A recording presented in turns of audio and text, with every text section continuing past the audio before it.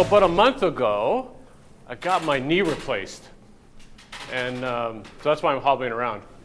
And it's pretty interesting to go through your normal routine and try to find the elevators and the handicap buttons. And everyone's zooming past me like I'm an old man. So it turns out I'm an old man. That's the conclusion I came to earlier today when I was panicking to try to find this place. So, just thought I'd tell you not to get old. It's really the theme of today's presentation is don't do it. Be really successful early, and then you can hire someone to walk for you. I think that's where I went wrong. I didn't hire that person. That's my dog, Sadie. That's me with two knees. Like I said, now I have one. My only degree is in music. I have a composition and arranging degree from Berklee College of Music, which is a jazz school. And so late 70s, I have long curly hair down about here, playing in a band, I'm jamming, getting high, having lots of fun. And that really was my only schooling. So you all grinned when I said it, because yeah, it's university, why not? After I played in bands and toured around and got more high and had fun, I settled down, got a job, and had to go to work. And I ended up working for large corporations, Motorola, small corporations, Yorkville Sound, if you know those people who make trainer amps, stuff like that. And eventually became a salesman of semiconductor and high-tech manufacturing. So just-in-time inventory, really complex stuff. Clients all over the world, spent a lot of time in Asia. And I turned out to be a really good salesperson. And I was selling in a highly technical field, which I had no technical background whatsoever, although math has a lot to do with music, so a little bit, but I certainly couldn't design a circuit. But I was selling FPGAs and memory and all that kind of stuff.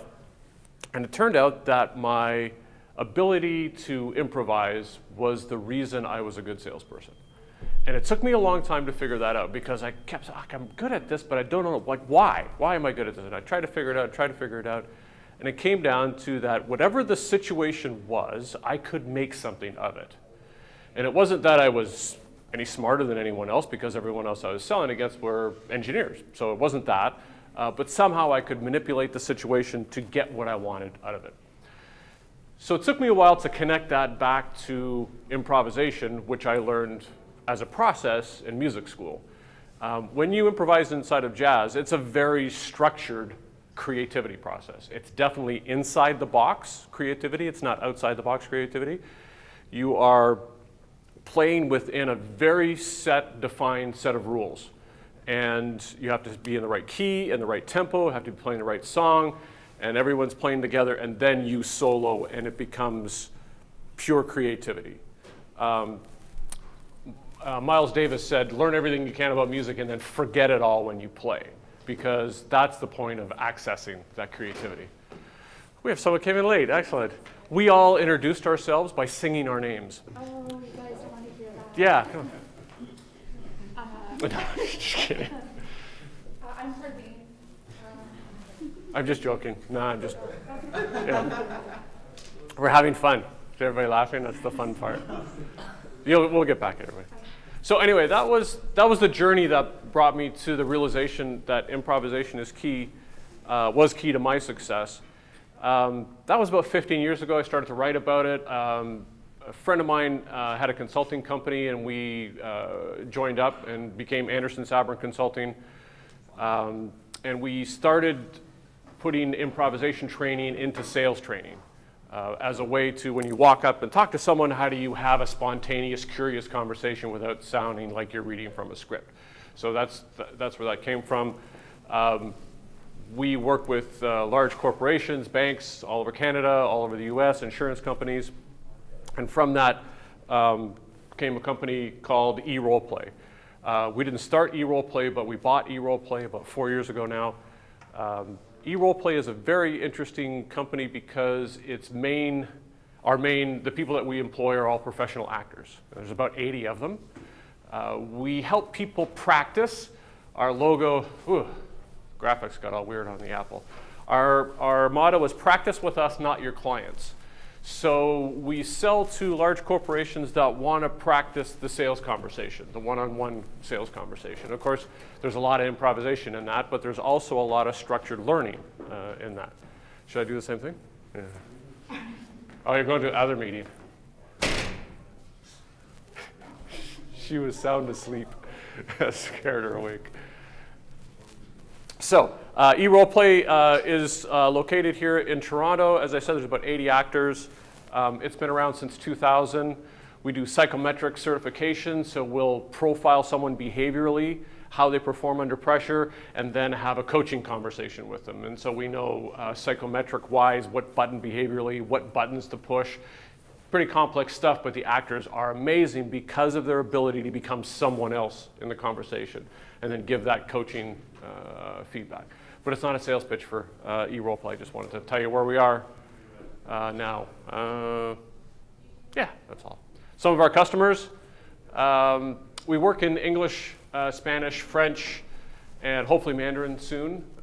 We do have some call centers in Asia that we work with as well. But most of our business is either banks or insurance companies or pharmaceutical salespeople talking to other salespeople or leader coaching someone. So you would practice that coaching conversation a bunch of times. And we'll get into why practice is important a little bit later. But let's talk about improvisation and let's do stuff. Okay. You group of people there, could you stand in a circle over there? About 10 or so other people could stand in a circle here, and about 10 or whoever's left. I just want 3 big circles. Okay, so what we're going to do is pass attention by clapping, pointing, and saying each other's names. Okay, stop. That was the easy part. Now we're going to do something that's a little more taxing. We're going to pass attention only by using the person's name. But I'd like you to clap and point and look in the eyes someone else. Right? So I'm going to go like this. I'm going to go, Jack. And you do nothing. And Jack now has attention, right? Do you know what I mean?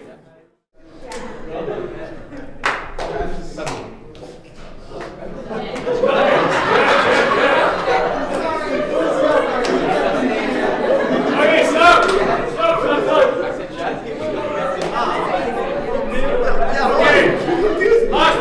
Last one. Do the same exercise, but if you make a mistake, you get kicked out of the group. And you go to this group, and this group goes to this group, this group goes to this group, this group goes to this group. You get kicked out and go to another group. Where you know no one's name. Okay, go. So, other than not knowing initially everyone's name, what was hard? By the way, the first one should have been kind of easy because it's just remembering someone's name. But I did notice that there was a couple of mistakes, and did anyone notice what happened when you made a mistake? Laughed. We laughed! Excellent! So let's make that the theme. We're going to make mistakes. Let's have fun. There's no consequence to practice here other than fun and learning. But in the second one, why was it hard to say someone's name and look at someone else? Why was it hard the second time? I think we're hardwired to kind of put those things together. Right. How much practice do you think it would take to get to doing that naturally? I think about an hour. I think we're pretty fast. But it's a big neural. So you make neural pathways of habits, and that's a habit though that's been ingrained in you since you're a kid. Since you're like, look at me when I'm talking to you. Like we're having a conversation, even though I could be talking to. It's so deep. It's a big neural pathway that's built there. Improvisation kind of pushes that out of the way. So the challenge is that when you face a problem and you're going to improvise, you go back to what you know. You go back to that big neural pathway. And it's not even only an improvisation problem, it's a change problem. It's why people don't change. 1 out of 9 people change their lifestyle after open heart surgery. 1 out of 9 people change when the alternative is death. That's pretty amazing. Of all types, by the way, tons of research to back that up. The reason is it's really hard to make that change. You have a neural pathway that says, here's my habits, here's how I eat, here's how I don't exercise, or whatever it is, and it's really hard to change. So will and skill aren't always enough. It's a biological barrier that we face. So it's not always your fault if you fail at changing. The first thing is to get through that, the neuroplasticity of the neuroplasticity, I can't remember what the name, anyway, neural pathways, there we go. So we'll get back to this because this game will come up a couple of times as why it's important. Any questions about that? You can just ask questions, by the way. Okay. So, you're all entrepreneurs, right? Or want to be? Do you all have like business plans, pitches, elevator pitches? So if I asked you your elevator pitch, you could tell me right now? Probably not. Do you have one?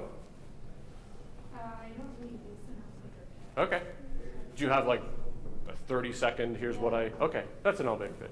Yeah, I just don't see it as one. Okay. Yeah, but it would just be a conversation of, yeah, okay, good. There's a lot of decisions that you're going to make that will make you successful or fail, or it's all about making the right decisions. And it is for every corporation, every company. It doesn't get any easier. In fact, it gets harder as it goes. What are some of the things that you need to make decisions with or help you to make decisions? One is a business plan. You all should have a business plan. Here's what's going to happen next in my company. If this, then that, if this, then that. What are some other tools you might use to make the right decisions for your company? Marketing plan, excellent. Or budget. Research, so that you have enough information so when you're faced with a situation, you can make a decision. Forecast. I spend a lot of time doing forecasts. I have a whole bunch of salespeople, and I have to go through all of their numbers to say, is this really going to happen or not? It's an interesting process. The other thing that large corporations use is ERPs, which are basically giant pieces of software. You guys probably know all this, but giant pieces of software that forecast all the resources inside of the enterprise on what's going to happen next. So if the sales budget is this, then the expense budget will be this, and it does all those transactions, all connected together. SAP is the largest ERP system. All of these things are designed to tell the future. So if we look at it from your job as an entrepreneur now is going to be to forecast the future, to tell the future of what your company is going to do based on all the research you've done, all the plans you've done. It's not easy to forecast the future. I mean, we could all be in carnivals making money that way if we could, or the stock market, or why bother having a company if you could forecast the future accurately? Many corporations, many boards of directors think that if all the numbers are in place, it can't go wrong. It has to happen that way. But you've got to know by now that things go wrong. Most things go wrong. Any plans that I've done in my career have always changed. Strategy more than a month out is a challenge to keep accurate because it changes. The world changes all the time. Improvisation is the tool for, is that your mom? No? Okay. If it's your mom, you got to take it. Improvisation is the tool for decision making when you're in the moment. It's not a strategy tool. It's not a forecasting tool. It's when things go wrong. And it's not if things go wrong. It's when things go wrong, because things will go wrong. So as you become more successful, your companies grow, you'll have to make more important decisions faster with less information. The more people you have working for you, the less you'll know about the decisions that you need to make. It's really bizarre because you think, I've hired all these people to make all these decisions, then they come to me, and now I basically have to ask them all the questions of all the research they've done in order for me to make a decision.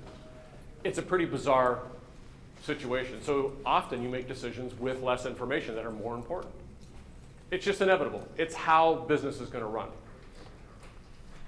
Oh, thank you. So I love 2x2 matrices, by the way. I think they explain every concept in the world. There's this great book by a friend of mine called Alex. His name is Alex Lowy, and the book is called The 2x2 Matrix, and it's every 2x2 matrix in the world. Everything. It's just a book full of matrices. It's beautiful. This one comes from a researcher, though.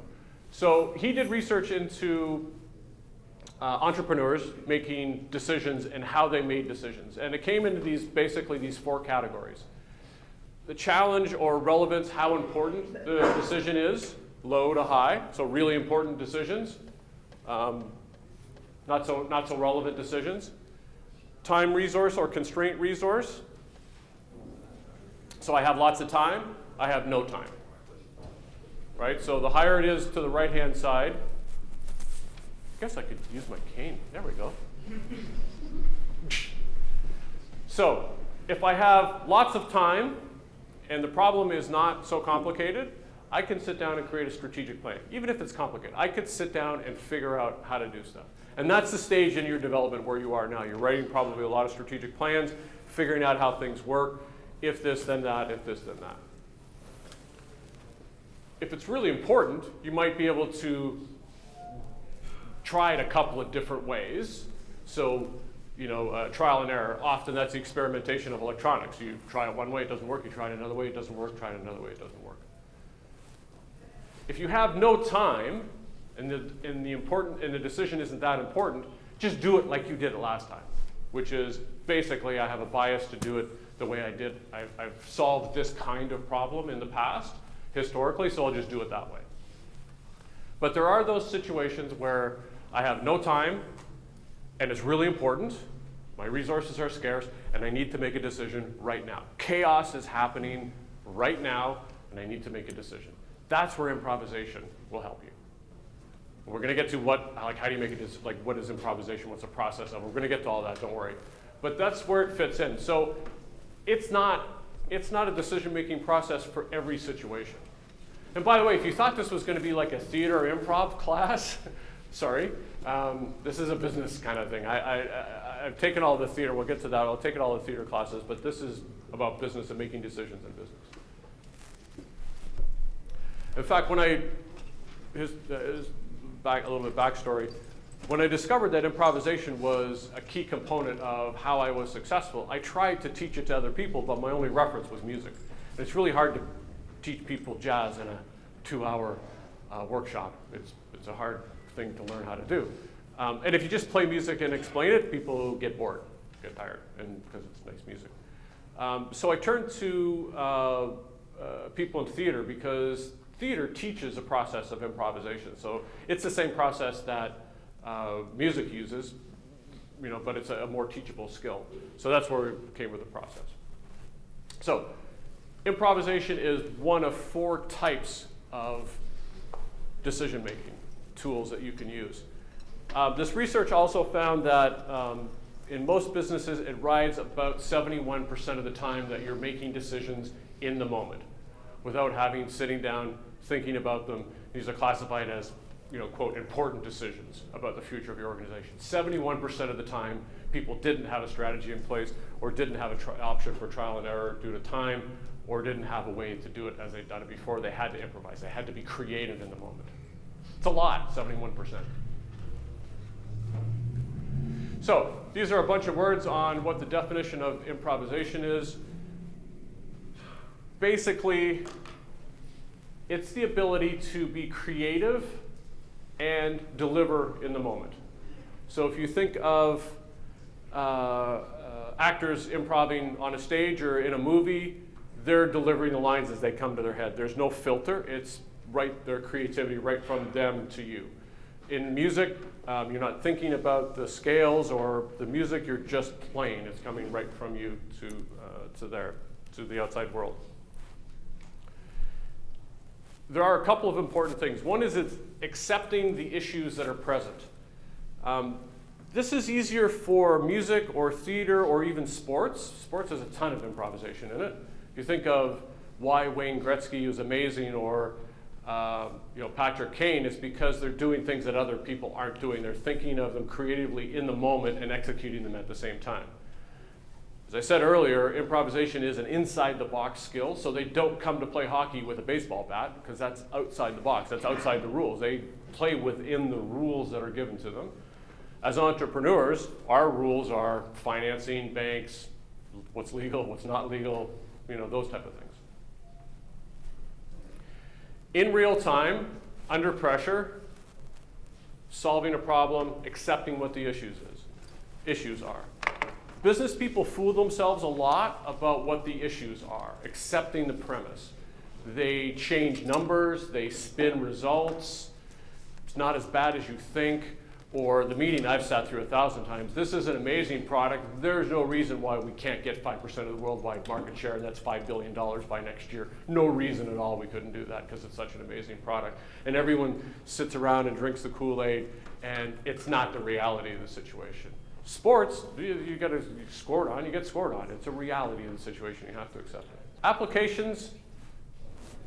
So certainly in sales situations, as I said, that's the one that kind of came home for me was, a client saying no or something going wrong, like no video today. It's a skill that requires confidence, and it's not bullshitting, by the way. Improvisation isn't making shit up. We'll get to the process, but the most important part of improvisation is preparing, is knowing your stuff, knowing your research, knowing your product, having space left in your brain for creativity. So if I was thinking about what the next slide is or what this slide is saying, I wouldn't be able to improvise because my brain power is being used by trying to recall this content. This content to me is second nature, so I presented it 1,000 times.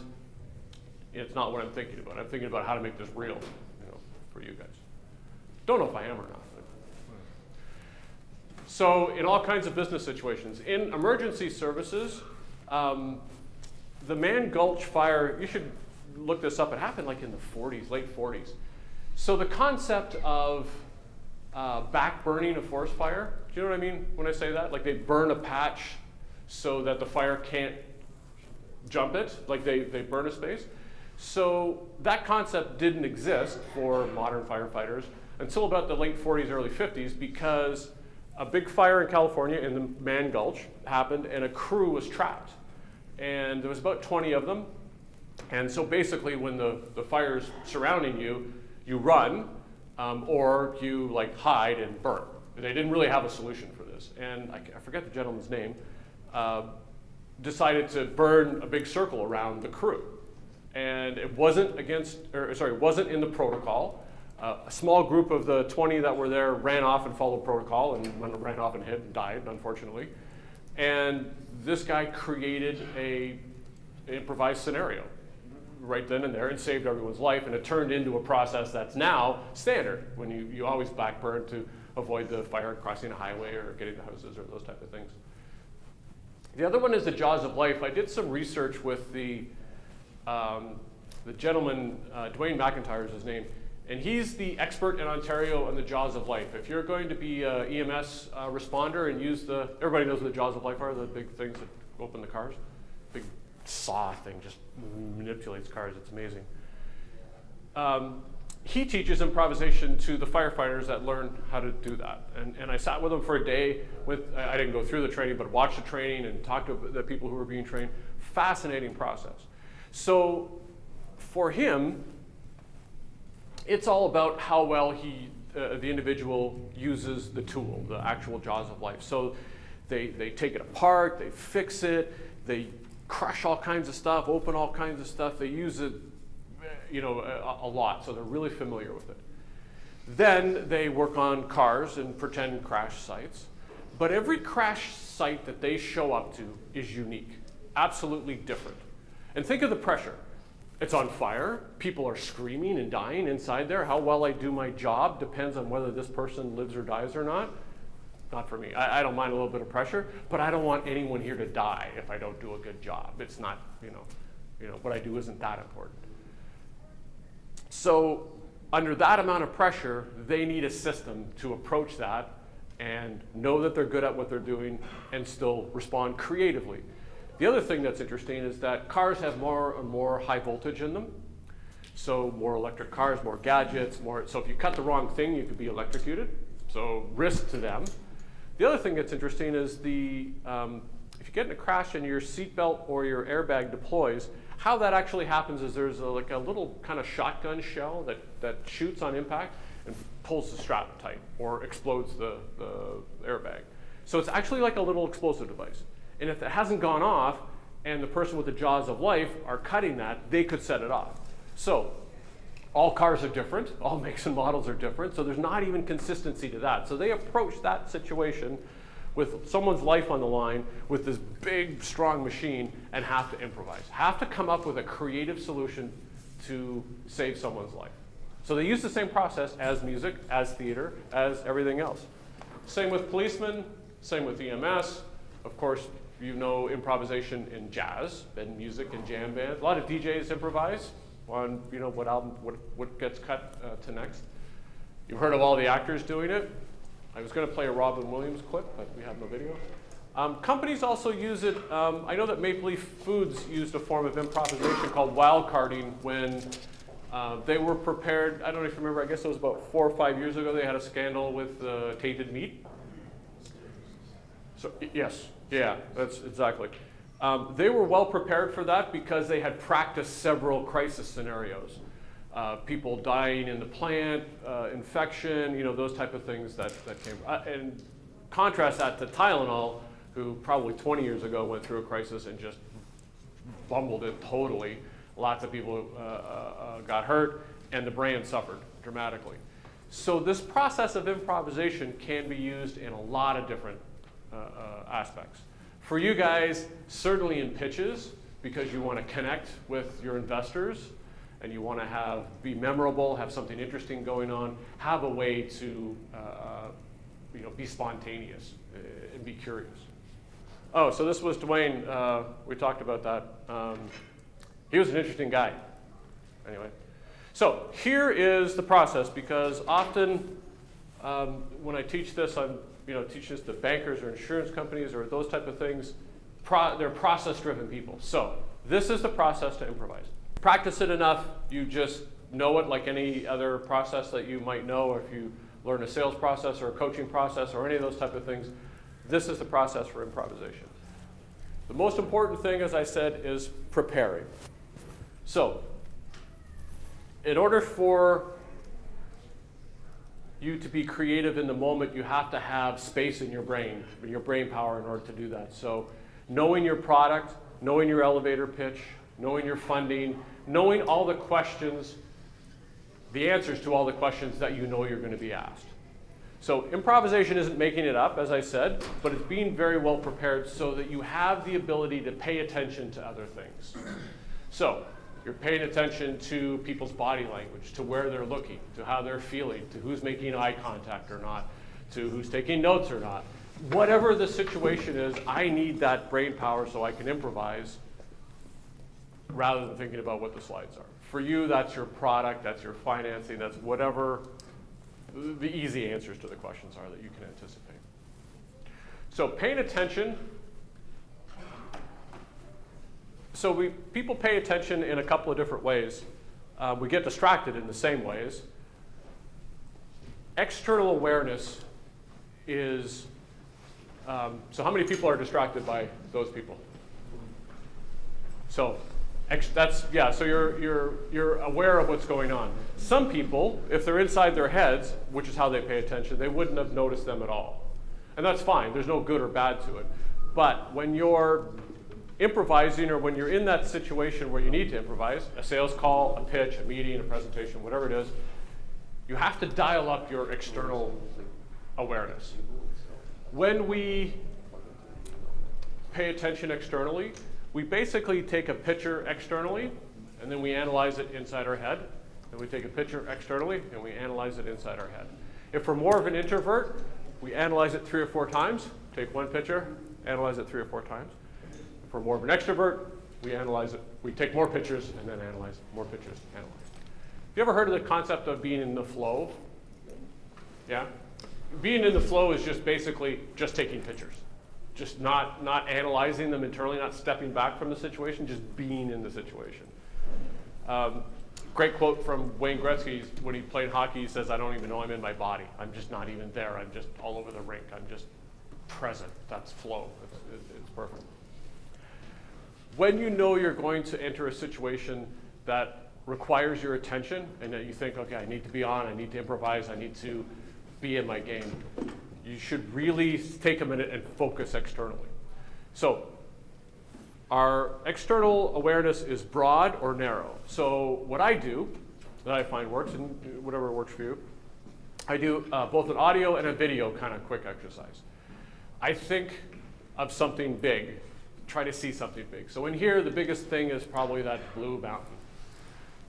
Clouds are great, so I'll find a window if I'm like outside an office and look at clouds. Something really big and far away, and then I focus really close and narrow, usually on this ring. So I have a very, like it's kind of a muscle stretch, broad and narrow. And I find it tunes my awareness, my external awareness. Then I do audio. So if you do audio, you think of the noise of the room. So let's listen to the noise. So we can hear people over there.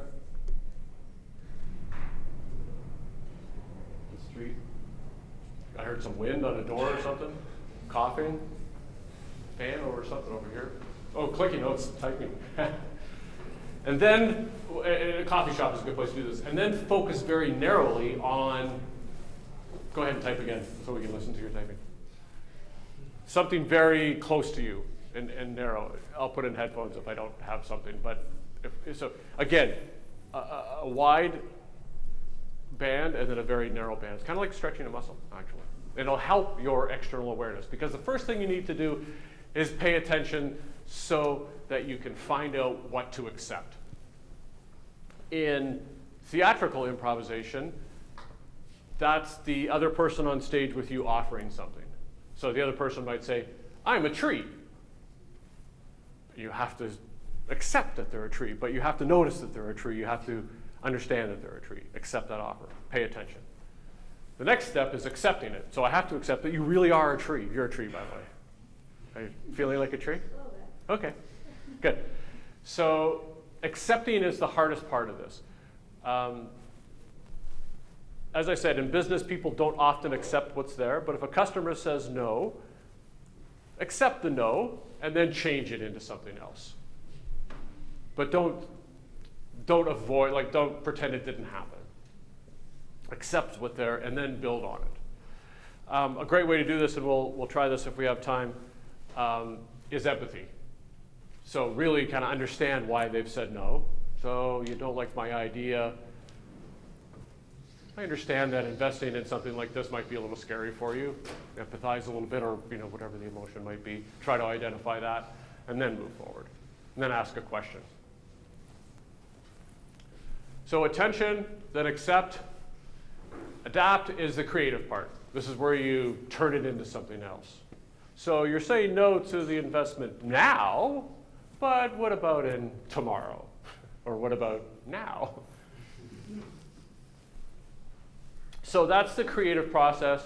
And then advance is what your delivery back is.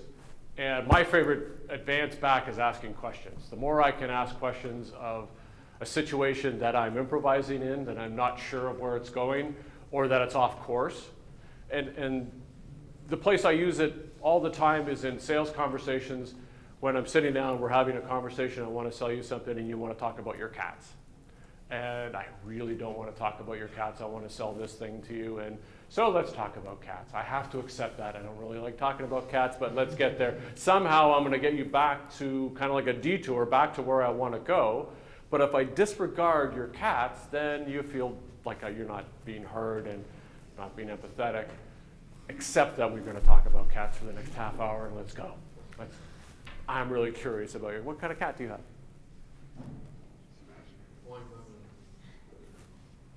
It's a Siamese cat. I knew you had a cat. Yeah. So advancing is either your delivery back or asking questions to get more information. Everybody good with the process? Pretty simple. Attention, accept, adapt, advance. So that's where, if you see Second City Improv or you take any improv classes, you'll see the concept yes and. And yes and is designed specifically for you to accept the last thing that a person said. It's hard to accept all the time, but let's practice. So this row here, and we'll do it with everyone, but this row here is going to tell a story. One line at a time. So each person will say one line of the story. So it'll start something, maybe I'll start like, I walked down the street yesterday. And your response, what's your name? I'm looking for Parveen. You would say, yesterday, I walked down the street yesterday, and then add your piece to the story. You don't have to repeat the whole story, but just her line. So you have to accept what the person said. So no matter how ridiculous it is, or silly it is, or mundane it is, accept what the last person said and add your piece to it. Good? And we're just going to go down the line.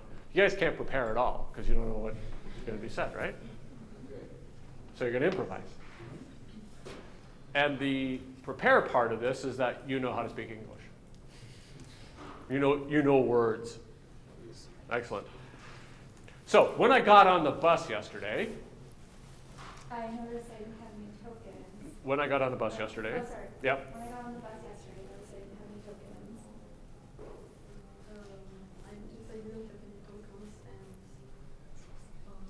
I asked the person next to me. Nice and loud. I asked the person next to me for a ticket. I asked the person next to me for a ticket, and he gave me 3. He gave me 3 and I gave him a high five. Go ahead. Catman. So I gave, and I gave him a high five, and then he gave me a hug. He gave me a hug. The bus driver got mad. The bus driver got mad and tried to kick us both out. He tried to kick us both out, but I told him to take a trip to the ocean. He told me to take a trip to the ocean, and I said, and he said, that doesn't make any sense. Okay, that's a good story. Well done. So how many people filtered their first thought? I know you filtered a whole bunch of them. Because you probably have like a really devious mind and you'd want to say those things out loud. So you went back to normal, right? Yes. How many people filtered what they said? Like the first thing they thought and then said something that kind of made sense with the story. It's natural, of course. So you're filtering, the more of an introvert you are, by the way, the more you filter those things. More extroverts just say stuff and get in trouble and regret it. Believe me. Sorry? Like Donald Trump. Yeah, although I'm an extrovert, but I don't want to be compared to Donald Trump. I can't believe that he won yesterday. What's the name of the play where the company is Bialstock and Bloom? And, The Producers. Have you seen the internet spoof on Donald Trump and the Producers? Does everybody know the show The Producers? Okay, look it up. It's funny.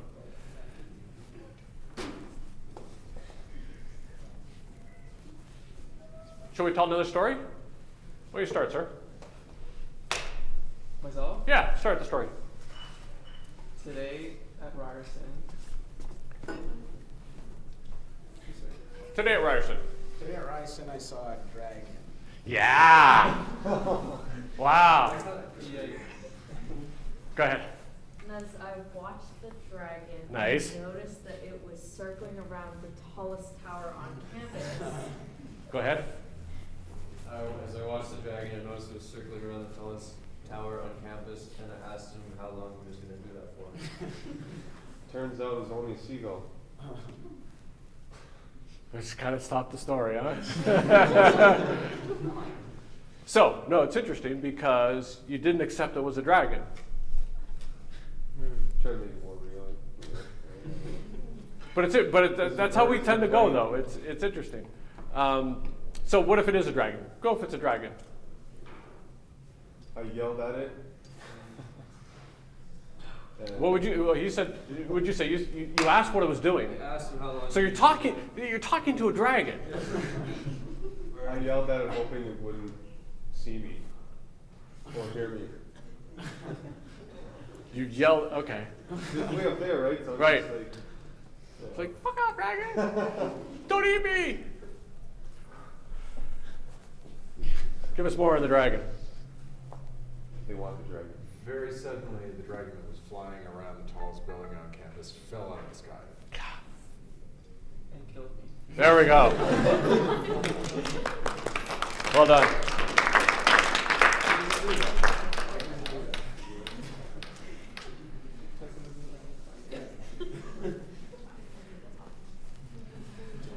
So that's how you make a sales call.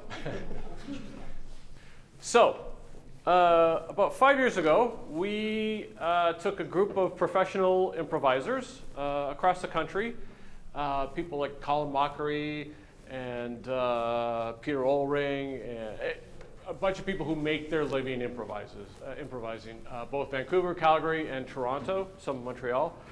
And we put them through a psychometric profile. And this is called TACE. It measures how people perform under pressure. It just happens to be the psychometric tool we use. But the point is that we compared them to CEOs and tried to see what the characteristics of CEOs and improvisers, what they had in common, and what they were really different with. The biggest thing was control. So I don't expect you to read all this, it just kind of proves the point. But so control is, in this scale, the need to control yourself, situations, people around you. The higher your percentile, the more you want to control the world. CEOs were very high in this score. Makes sense, right? They want to be in charge of everything. Improvisers were around the 50% mark, which means they were much more open to other people's suggestions. By the way, to have a team work for you, you have to give up a lot of control.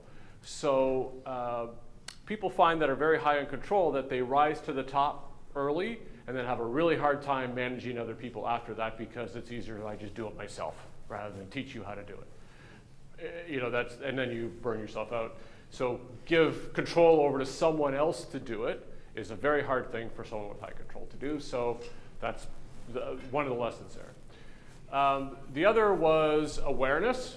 So improvisers had a higher external awareness, so they took in situations more fully than CEOs. Again, I know several CEOs that are very kind of myopic and just my view of the world is the only one that counts. The other one was self-critical.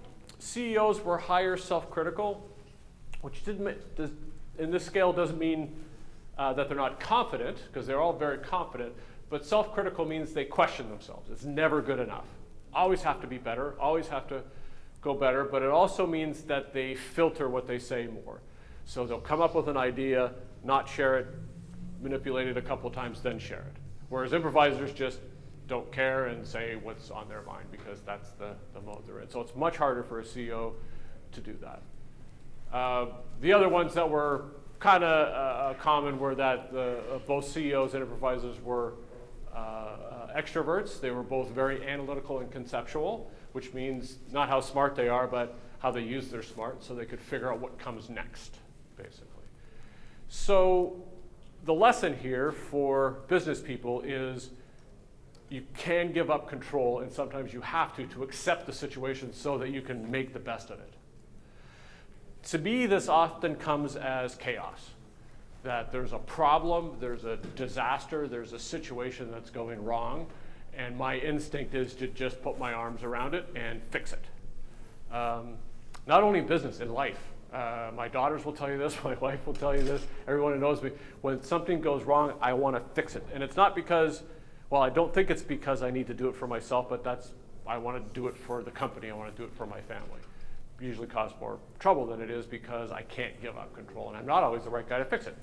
The military has really figured this out, by the way.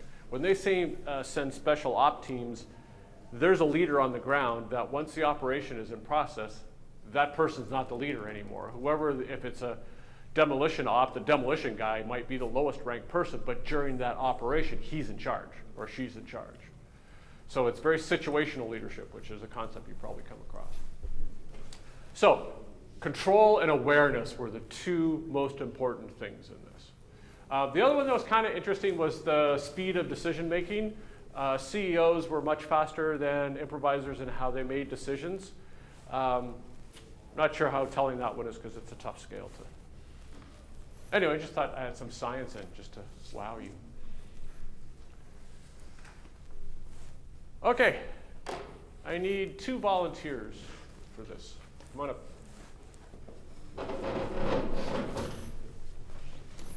We're going to tell a story. Everybody's going to do this, so if you're cringing, it'll be more fun. Your name? Anthony. Anthony. Nice to meet you. Randy. Samir. Samir. Samir? Samir. with an Samir. M. Yeah. Samir's going to tell a story to Anthony. Just something that happened coming here. A real story, though, not something you made up, but maybe how do you get here in the morning or something like that. Anthony, your job is to make the story interesting. So what you're going to do is there's 3 elements to a story that are important. So one is color. So color is like, it was a dark day, it was gloomy, it smelled bad, I felt terrible. Sorry, that's emotion. Color, though. The color of the story. The other is story. So that's color. That's story. So that's progressing the story. So when it gets too boring, you want to progress the story, move the story along. And so, I don't want to hear how long you spent in the grocery store. You would go story, so that moves the story to go someplace. Emotion, how you felt during the story. So as you're hearing the story, you're going to say color, story, or emotion, whatever you want to make it interesting to you. Your job is to keep telling the story, accept the input from Anthony, change your story, and add these elements to your story based on what he wants. Okay. Do I have to stay realistic in the heightening of the story? No, make it interesting. But the basic story is like not flying dragons, but something that's kind of normal. But you want to make it interesting. Okay? So attention. You're really going to have to, as you're telling the story, understand what he wants. And control, you're going to add stuff to the story that you wouldn't have normally added that Anthony wants to hear. Okay? Okay. Give it a shot. Well, it's going to switch. So, woke up this morning kind of late, and so that's color. Yep. And it was actually a super bright morning. The colors just lit up in my room.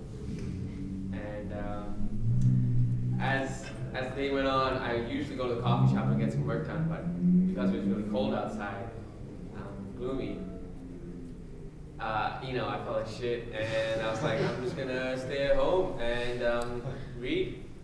And I was just reading, and watching this lecture. This lecture, this guy was like a really pasty white, and kind of like freaked me out. So color doesn't have to be literal, but color could be like, the room or the environment, that type of stuff. But still, that's good improvisation that every color was a color. So. Okay, but let's stop. Well done, first of all, for our first. Okay, so pair up, everyone. Okay, so the first person is A, the second person is B. Figure out which one you are. Are we still up here? Or are we going? No, you can sit down. Sorry. You guys look good up there, but no. But find a partner to work with, or each other already. So just tell the other person the story, and so person A says the story, person B does the hand signals to change the story to make it interesting to them. Good job, everyone.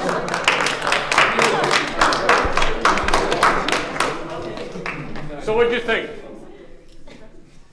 I thought it was interesting. It really forced me to come out of my own head when I'm telling stories. So that's the intention. Usually you're telling a story or replaying the movie in your head and it's just words, but now you have to watch his reaction. Yeah, I found really interesting that I was like really spent after all the energy I had. It's hard on it. Yeah, you're working a little because you're not used to using that input.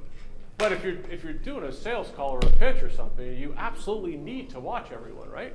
Yeah, I was just gonna add on to what they said, where usually when you're telling someone else's story of like, whatever happened during the day or whatever happened to you, you're recalling a memory and you're not really thinking about like what color the snow was or how the different colors of the emotions that were playing around. You're just kind of retelling a memory essentially, and you don't really think about adding too much you don't think about adding too much like color or emotion towards it.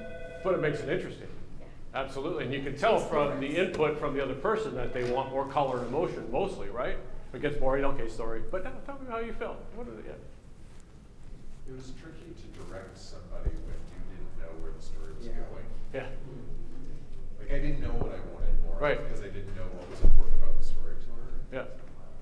Well, and I noticed you weren't giving many signals when you were. Yeah. Good story. You're happy with it. Yeah. Yeah. I thought it was a good story. Yeah. And that's fine. That's fine. That's no problem. So when you're in a sales call or a pitch or any of those situations, you're getting those signals. You're getting them all the time. I'm getting from you guys all the time. I know when you're bored. I know when you're tuned in. I know because it's my job to do that. And again, because I know the content, I'm not wasting time, space thinking about that. I'm thinking about your reaction so I can manipulate this story based on your input.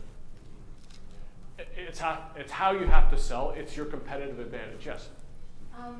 So I've had the opportunity to be part of like a publicity team before, and so at least I find it's easier to of course sell the pitch if you're facing one-on-one. But what would you suggest when you have to make dozens and dozens and dozens of calls and you have to sell that pitch in a whole different way to Yeah, well, you have less to work with Right. because you don't have body language. All you have is voice inflection. So I do telephone selling, and we teach telephone selling. So I do that exercise with thinking, listening to something big and listening to something small to help me kind of tune in on that. The short answer is curiosity. You really have to be curious about the other person. That really is your thing to get the story going. Tell me more about yourself. Tell me more about your business, rather than tell them about what you have to pitch. But it is harder because you have less to work with. Absolutely. And more, even video, by the way, has different problems. It's still not face-to-face. We do video role-playing, and the challenge is that the camera is here, and you're looking there. So if we're on a video conference, I'm looking like this, saying, "Hi, how are you today?" I'm not looking at you. I'm not making eye contact. So it's kind of hard. Step back from the video, and then you don't look like you're looking down at something. But yes, it is hard. Any other thoughts, questions? So the point is practice, though, that this is something that you need to think about all the time. Your next interactions, if you can, and we'll get into why practice is important, but for the next 2 to 3 days, if you can look at someone and try to understand what they need from you when you're talking to them. Kind of step outside yourself a little bit, dial up your attention a little bit, and say, am I getting through? Is this making sense?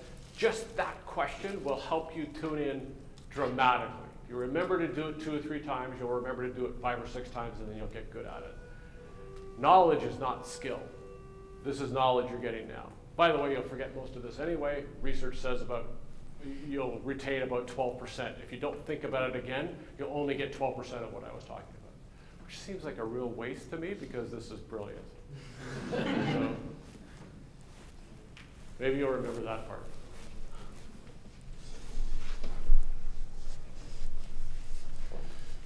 Okay. Anybody heard the concept of avoid and threat? So psychologically, it's a well-known premise that we have kind of 2 basic frames of mind that we approach situations with: avoid and approach. Avoid is, or threat and coming forward. I forget what the other word. Avoid and approach. Avoid is our natural state of mind. Avoid is we are nervous when something new. We are cautious of strangers. When we came in here tonight, you all kind of said, I don't know what this is going to be. I'm not sure what this is. It's okay, it's a workshop, I'll sit through it, maybe it'll be good. That frame of mind is very natural. People come into new situations in the avoid frame of mind. If you don't transfer someone to the approach frame of mind, which is if this is negative, the positive frame of mind is called approach or reward. And that's when you're open. You're open to learning, you're open to new situations, you're curious, you're positive, I want to know more about this. That's the reason that, one of the reasons we did the clap and point game, so that I made you all laugh at the beginning of this. So I moved you from avoid, which you naturally came into the room at, to approach. I tried to joke around, I showed you a picture of my dog. Those things help you be more positive about me so that you're open to the concepts. That's your job when you meet someone or you pitch someone, is to try to figure out, using improvisation, how you can move them from avoid to approach. Anyone that you walk into a room with that you're going to sell someone something to is in this frame of mind. It's their natural defense mechanism. It's just the way it is. They're not bad people, it's just the way it is. So when you're in this frame of mind, you miss little things. Little negative things become big negative things. You're closed. It's the step before flight or flight. So you're kind of ready to go, run away. The reason this is because as we evolved, cavemen, because it was so hard to survive in the jungle or wherever we evolved from, we walked around nervous all the time. Oh, someone's going to eat me. The surfer dude walking through the jungle got eaten every time, and we didn't descend from him. We descended from the nervous one that was hiding in the trees, afraid of everything all the time.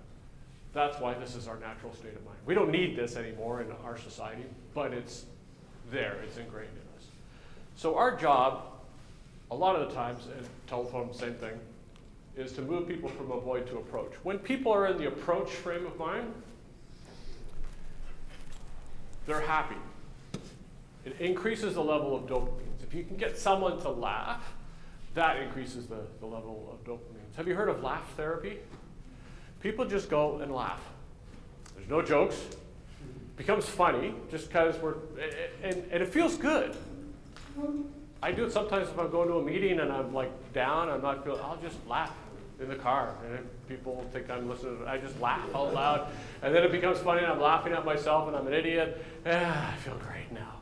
Get more oxygen because I'm taking deep breaths, but it releases dopamine. Dopamine is dope. Makes you feel good. So get high and laugh, I guess is what I'm saying.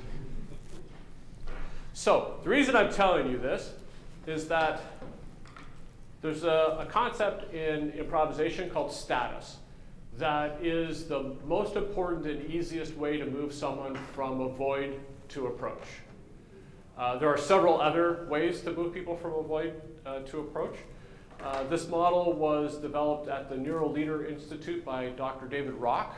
So if you listen to or read any of his stuff, he's all over this, and it's really good stuff. So we've been working in that group for a long time, but status, because it's an improvisational concept, is also part of his concept, so I thought it fit together very well. So status is a behavior, not rank. So status is, people are either high status or low status, somewhere in between, but everyone has a status. So high status is that you own the place. You're in charge, everything is yours, you're confident. You can be quiet, you don't have to be loud, but my status is pretty high naturally. I try to command a room. You see people when they sit down, they just don't sit down, they move the chair, they take up more space. Body language and status, in high status, is very open. The reason for that is this is our most vulnerable part for physical attack, and if I open it to you, it means that I don't perceive a threat. Cowboys, highest status move at all, right? It's like the most vulnerable part of your body, I'm going to expose because you're not a threat to me. Low status, people hunch their shoulders, cover up, make it mild. Very good. Don't make eye contact. High status people make eye contact. Don't waver. Invade your space. How you doing? That's a high status move, right? Because I'm invading space. I'm taking over. Manipulating your status and other people's status is an important part of improvisation. It's also an important part of selling and everything else that we're talking about here. You can raise and lower other people's status. So, you two guys did an amazing job up here. When you were telling the story, you came up, people clapped. You were great. You're absolutely amazing. I'm raising your status. I know that I'm kind of doing it for fun, but it felt good, didn't it? Yeah. Why not? It feels great. Felt dope. Yeah, it felt dope, like dopamine. Lowering your status, we could do the same thing. I'm not going to do it, but lowering someone's status in public, yelling at someone in public, it's a horrible thing. I quit a job once, a very good job, just walked out because the boss in a big conference call called me an idiot. It's like, I'm not doing this anymore. And he wasn't wrong, it's just that he did it in public, and it really hurt, and I couldn't get over it, but he didn't have to do it in public. It was him taking my status away from the group. I thought, I can't face these people again, can't. I don't mind making a mistake, I make lots of mistakes, but you really degraded me in front of my peers, I can't do it. I was young, but it doesn't matter. It's still my status that gets hurt. So if you lower people's status, you have to be very aware that things like public criticism, ignoring people, being late for meetings. By being late for a meeting, you're telling people your time is more valuable than their time. It does not matter what excuse you have for the 5 minutes that you're late. Everyone sitting in that room thinks you're an asshole because your time is more important than their time. That's what you think. And no, my time's just as important as your time. You ever go to a doctor that makes an appointment for 5 people at the same time? Drives me crazy. Why does he think his time is more important than mine? It's not. That's my high status talking, right? Because I think I'm as important as a doctor. And I am, and so are you. Doctors aren't gods. They should get over that. Interrupting people really lowers someone's status. It basically says, I know what you're going to say before you say it, and let me disregard it and argue with it or whatever. What I'm going to say is more important than what you have to say. Being passive-aggressive, all those types of things. To increase someone's status, actually I have a little, there's a list. Sorry about the formatting. There's a ton of things you can do to increase people's status. And that's why we have awards, is to increase people's status. Good job, pat on the back, letting you speak, letting you go first.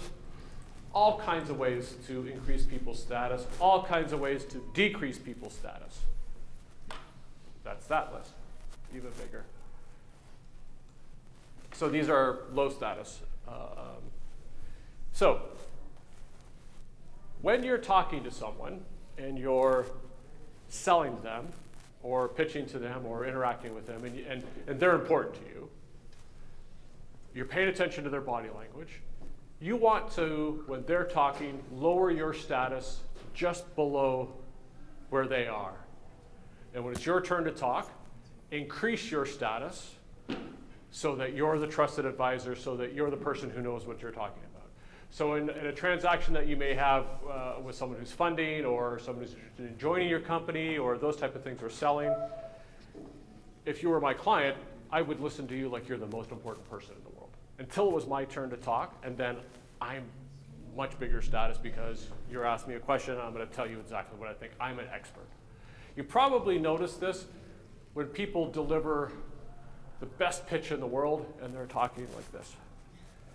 Well, I think the product is really amazing. They're anti-gravity boots. They actually work. It's not like science fiction. Or they're anti-gravity boots. They actually work. We made them work. We could show them to you. This is amazing. It's going to change the world. It's exactly the same words delivered with 2 different statuses. So that's the interaction you want with someone who's important to you. So let's demonstrate this. Any questions about that? It's kind of a weird concept because it's not rank, right? So a bum can have high status. You ever see a homeless, I shouldn't say bum, sorry, a homeless person walking around like they own the place. Everything is theirs, but they're king. But that's status. Or a low status CEO, I've worked with many of them who are just quiet, don't speak up. It doesn't mean they're bad CEOs, just means they're not manipulating their status to the situation. So I guess the name of the game is to keep your status at a high level, but not lower their status. Lower your status below theirs a little bit. Because if you're too high status, it's threatening, right? So you don't want to be the alpha dog in a conversation that you want someone to trust you. Right? Now, if they're working for you, maybe you do. I don't. I still think that the people who work for me are smarter than me generally anyway, so I defer to their knowledge often, or they're at least in status. Somebody else have a question? I thought I saw. Is it drinking? I've practiced. You've done a lot of drinking. I have. Yeah. Quick question for you. Yeah. So low and high status. Now, have you seen a difference in terms of, say, a woman being a high status? You're brilliant. Can I have a male and a female volunteer? You might as well. Yeah, come on. Anthony, you going to come up again? Why not? I don't care what the other people say. I think it's great.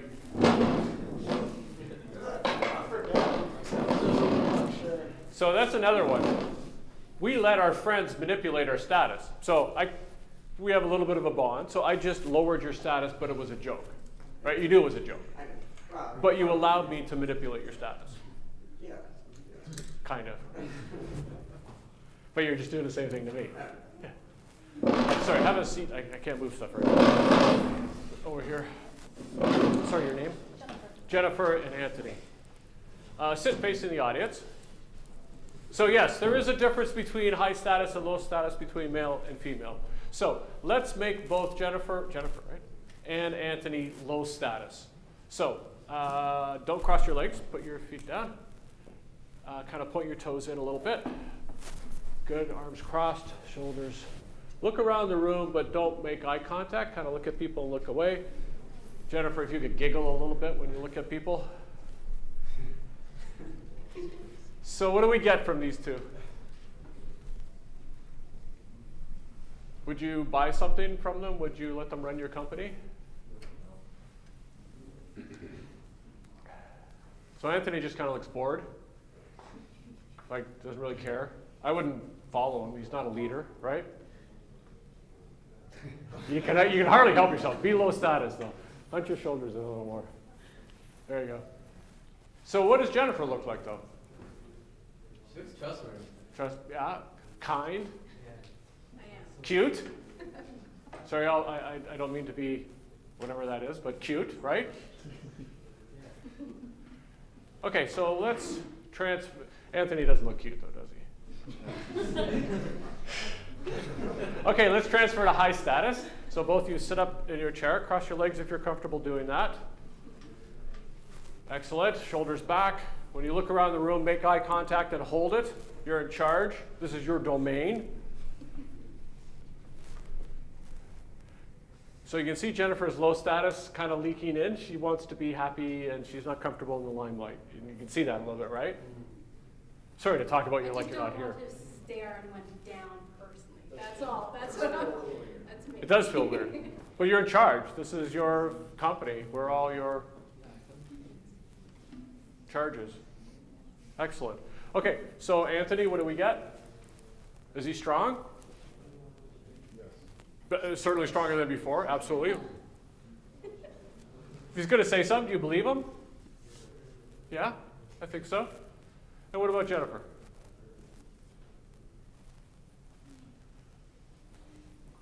Don't smile. Try not to smile. It's hard to do. Yeah. For me. Okay, so there we go. Yeah, you're just such a happy person. Yeah. Still like this. Yeah, Oh, I'm comfortable. but throw your shoulders back.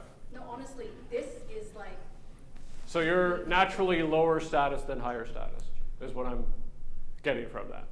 Because you're smiling all the time, you're happy, you're accommodating. Yeah. Higher or lower is not better or worse. It doesn't matter. We all have our natural state. The point here is manipulating that. I think in certain cultures, for example, in Japan, they're very respectful, so they don't really stare into the person's eyes. They kind of look down, so it appears like low status, but they may not be. It's a great point. So there's difference between male and female and also culture. So the one that I learned I've done a lot of business in Asia, the one that always blew me away was that the most important guy at the meeting can sleep during the meeting. And no one can do anything. And you just keep talking. It's like, he's asleep. It's like, there's a really important decision. It's all right. And the assumption is that he's worked all night. Well, he hasn't. He was in the bar with you last night, drinking the same amount as everyone else. So yes, there are cultural differences that, again, awareness you have to be aware of. But absolutely. So a lot of times, high status female posture comes across as bitch. Sorry to say that too. You can edit whatever. Yeah. But you're not giving us that at all because you're smiling and you're so nice. Okay, sit down. Thank you.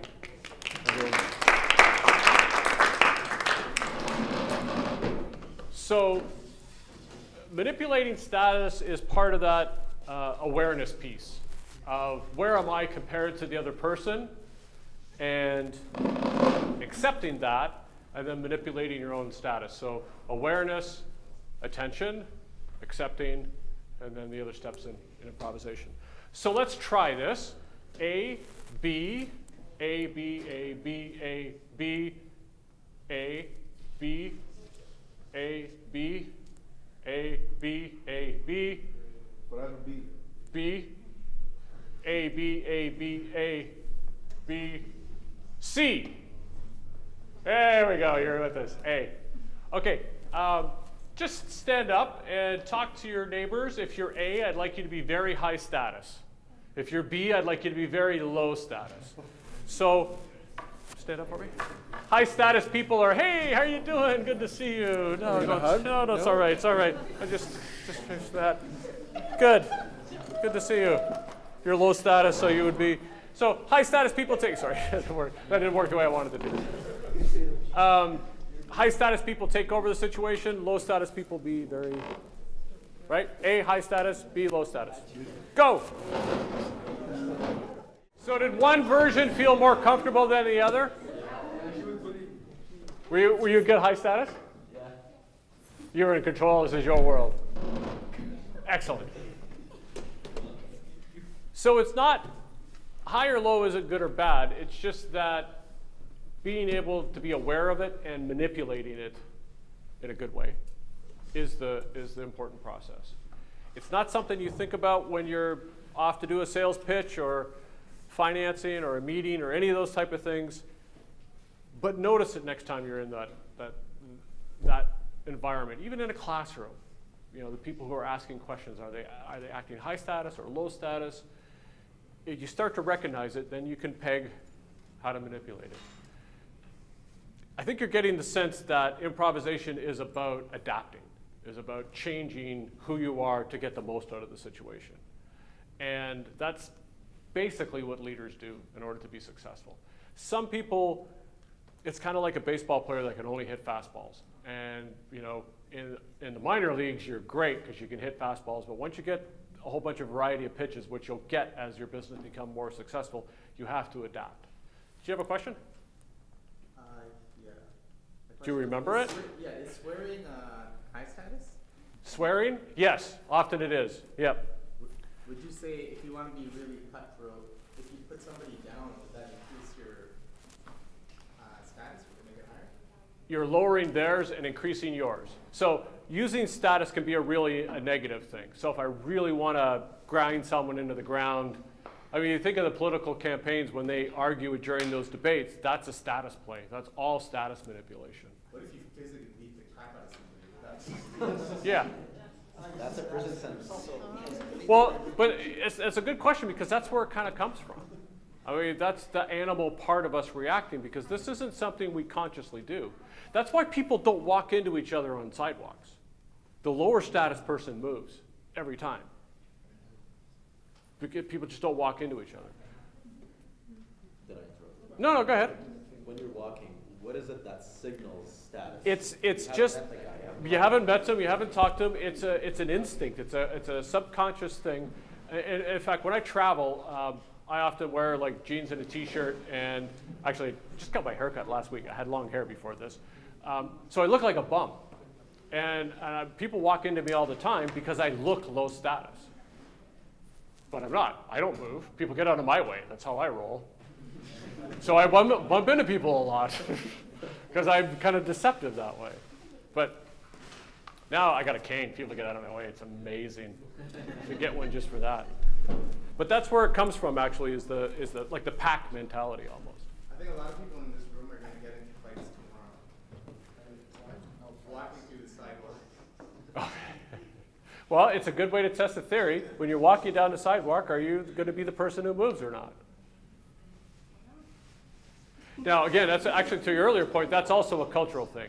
I get out of the way. I respect your elders, that kind of stuff. I'll move out of the way.